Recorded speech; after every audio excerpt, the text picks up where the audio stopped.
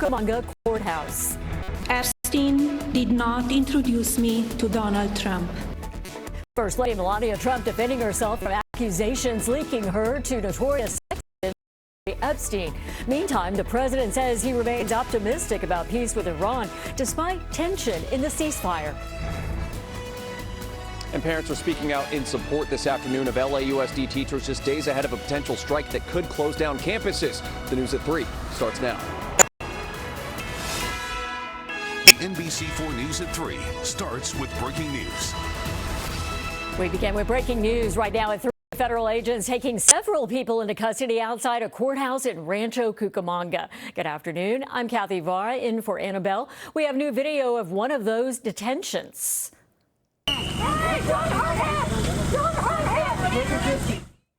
You can see men with their faces covered putting the man in the blue jacket into handcuffs. The community group Inland Coalition for Immigrant Justice claims 4 people were taken into custody this morning. We have reached out to the Department of Homeland Security and Immigrations and Customs Enforcement for more details, but we have yet to hear back. Our Amber Frias is following the story, and we'll have more updates on the NBC4 News at 4. At the same courthouse, the employee accused of starting that massive warehouse fire in Ontario could soon face a judge. The social media video now at the center of the investigation shows what appears to be an employee lighting paper products on fire. The man claiming he started the fire because he was not being paid enough. Our Christian Hauser spoke to an employee who worked with the man accused of setting that fire. He will join us with that interview coming up at 4. Our other top story, a rare White House address from the First Lady. Just hours ago, Melania Trump broke her silence on Jeffrey Epstein. Her name is mentioned more than 100 times in the newly released Epstein files. NBC4's Conan Nolan joins us live in our newsroom now with her message. And Conan, the First Lady has never responded to questions about Epstein, that is, until now. That's right. And Kathy, keep in mind there are members on Capitol Hill of both parties who lamented that the case of Jeffrey Epstein is now on a back burner as a result of current events. Well, that changed this morning. It came from out of the blue. First Lady Melania Trump reading a prepared statement regarding her relationship with sex offender Jeffrey Epstein, or more to the point, that she didn't have one, calling allegations that she was friends with or was a victim of Epstein's unfounded and baseless lies.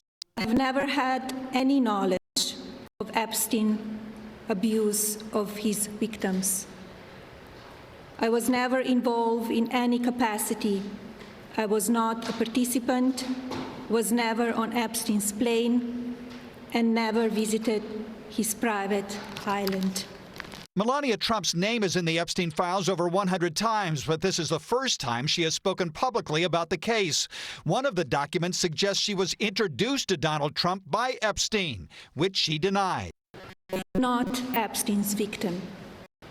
Epstein did not introduce me to Donald Trump. I met my husband by chance at a New York City party in 1998. Tom Winter covers law enforcement and intelligence for NBC News. In the course of an interview, there's a section there, you can read it in the second paragraph just below that heavily redacted section that says Epstein introduced Melania Trump to Donald Trump. We don't know specifically who they're speaking to here. It's a former assistant of Jeffrey Epstein's that they're talking to. We don't know that person's name. We don't know if it was offered for the truth or it was just, hey, here's something I heard. It was a rumor. It was a discussion. One question stemming from the First Lady's comments: why now? Out of the White House is the war with Iran. The Epstein controversy had effectively been placed on a back burner, but not anymore. Remarkably, the First Lady called on Congress to conduct full hearings with all of Epstein's victims, which is contrary to anything the White House has suggested. Her husband has called the entire Epstein probe a hoax. Each and every woman should have her day to tell her story in public if she wishes. And then her testimony should be permanently entered into the congressional record. Long Beach Democrat Robert Garcia, the ranking member on the House Oversight Committee, just posted on social media moments ago that he agrees with the First Lady's call for a public hearing with the survivors. He urged the chairman of that committee to schedule a public hearing immediately. I'm Conan Nolan, NBC4 News. Conan, thank you so much. Turning now to the war in the Middle East. The ceasefire between the U.S. and Iran is hanging on by a thread as Israel continues to attack Iran-backed militants in Lebanon. And Iran has again paused oil traffic going through the Strait of Hormuz, keeping gas prices high. But as NBC's Monica Alba shows us, this weekend's peace talks in Pakistan are still on. The fragile truce between the U.S. and Iran surviving, despite Israel's deadly strikes on Lebanon. Israel continues to pummel Hezbollah in southern Lebanon, with yesterday's attacks killing at least 250 people, according to Lebanon's Ministry of Health, which Iran claims violates the ceasefire. The U.S. says that's not the case. Lebanon is not part of the ceasefire. That has been relayed to all parties. Today, President Trump telling NBC News Israel is going to scale back the attacks, and Israel says it will begin direct negotiations with Lebanon to disarm Hezbollah. Meanwhile, Vice President Vance will lead a U.S. delegation in Pakistan this weekend on talks for a lasting end to the war in Iran. We want Iran to not be able to make a nuclear weapon. We want the nuclear fuel, which is something the president has made very clear. But the Strait of Hormuz is another key sticking point. Before the war, 20% of the world's oil passed through it, but Iran essentially shut down the critical waterway when the fighting began. Now oil prices are over $100 a barrel. In a True Social post this morning, the president said it was agreed a long time ago that the Strait of Hormuz would be open and safe, but very few ships have passed through the channel. So they're pretty much controlling who can come in, who can come out. Still, the president tells NBC News he's optimistic a deal can be reached. The ceasefire came just 90 minutes before Trump's deadline to open the strait, or a whole civilization would be destroyed. Tough rhetoric that the administration says resulted in the military campaign pause. But they drew condemnation from Democrats and some Republicans, including former Congresswoman Marjorie Taylor Greene, a one-time staunch Trump supporter. He's out of control, and people within the administration need to step up, take responsibility, and rein this in. The president also had harsh words for NATO, saying allies did not support the U.S. in the war. But NATO Secretary General Mark Rutte told a Washington audience today European allies are doing everything the United States is asking. Monica Alba, NBC News, the White House. In just 5 days, teachers with the LA Unified School District are set to go on strike. Now, this is a move the district says will most likely shut down campuses across the city. NBC4's Keenan Willer joining us live from the district headquarters in Westlake, where the teachers have the support of some parents. Keenan.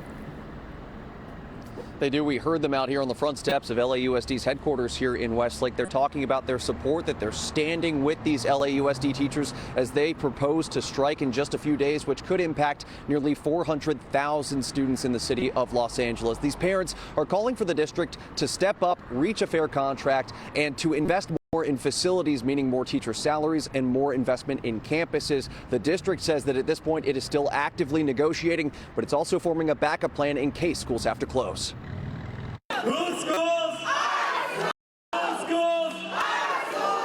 On the steps of LAUSD headquarters, parents holding signs and standing together in support of a teacher strike. LAUSD, it's time to settle a fair contract now. On Tuesday, the UTLA union is set to strike for better conditions for teachers for the first time since 2019. They're asking for an average of a 17% raise for all teachers over the next 2 years. The district has offered raises of 4% this year, 4% next year, and 2% in 2028. While the district struggles to negotiate a budget, families, students, and educators will struggle with the consequences of one.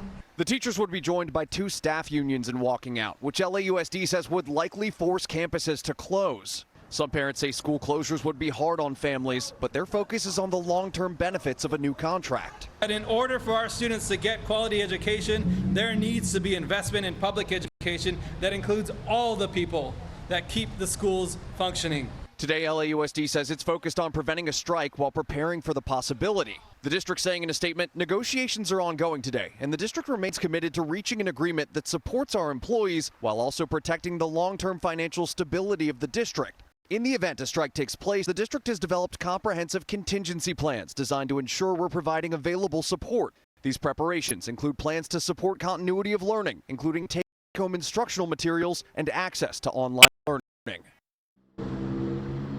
Now, LAUSD tells us it's already reaching out to families to get them connected with take-home devices for students so that they could participate in online learning if they have to. The district also says it's working to set up food distribution sites for those students who may not be able to have access to hot meals at home. Now, in just about an hour and a half, in this same exact spot the parents spoke earlier, teachers are actually going to come out and voice some of their demands, what they want to receive from the district in this negotiation process. More on that coming in the news at 5 o'clock. For the moment, though, here from Westlake, Keenan Willard, NBC4 News. Okay, Keenan, thank you. Attorneys for Sean Diddy Combs are fighting to get last year's prostitution-related conviction in New York overturned. Combs is currently serving a 50-month sentence, but as attorneys say, the judge in the New York case used evidence from other unrelated cases to determine the length of Combs' sentence. As of now, Combs is set to be released in April of 2028, but that could change if his attorneys win their case.